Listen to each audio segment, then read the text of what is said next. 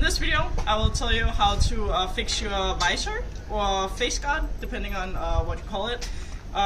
This is a face guard that is really rusted, and that is maybe not dangerous, but it's really bad for all parts of the helmet and the plate. So therefore, we will be putting a new one on. When making the helmet from scratch, I would recommend that you put in the foam as the first thing. So let's say we just have the helmet as a shell. Put in the foam first, because then you can decide like how do you want your helmet.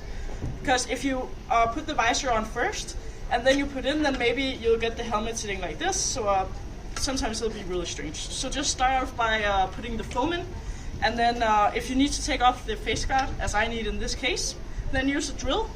I'm using a steel drill bit in this case, and just use one that is about the same size as the, I don't know what the English word, but the pop needle, which is called in Danish. Just put it in and then just drill.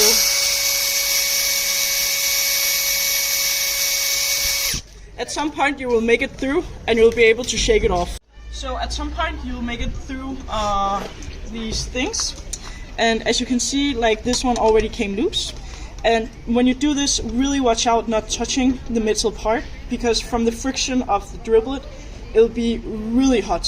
So really watch out for your fingers. So also when doing this, really watch out to not break the shell of the helmet.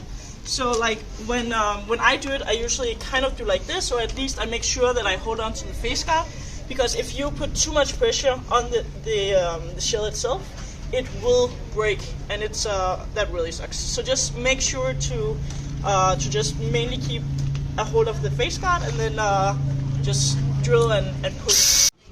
Okay, another thing that you also need to make sure of is that when you want to drill out these, no matter if it's screws or anything, make sure to not break the shell of the helmet. So the easiest thing is, because you really need to put pressure with the drill, to just stand like this and then just push.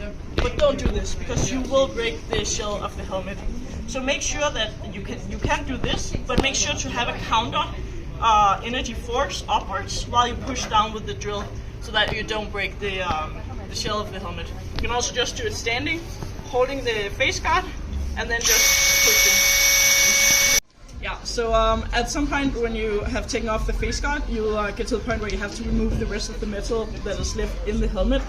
At this point you don't have the face guard to make like a counterweight for the pull, so really still make sure to not just put all of your weight into the helmet without like thinking about that you can still break the shell of the helmet. So I went ahead and used a little bit of a bigger drill bit just to make it a little bit easier to get through the metal, and it worked like a charm. And I'm through 2 out of 3. Yeah, so sometimes it's easier to make the hole a little bit bigger than what it maybe was before, because it makes it easier to get the metal part out. Depending on what kind of like screw or just metal in general you use, it's really hard to drill out with a regular drill bit. And I have once unfortunately used one for like boats that I have no clue how long time it took, but it took way too long, and I had to put water because everything was just overheating. The entire shell of the helmet got really hot as well. So really be careful with that as well. It's easier when you make a little bit of a bigger hole to get the metal part out, but the size of the hole should also match whatever screw or metal part you're using. And otherwise you can use a small washer to make sure that it doesn't like slide around.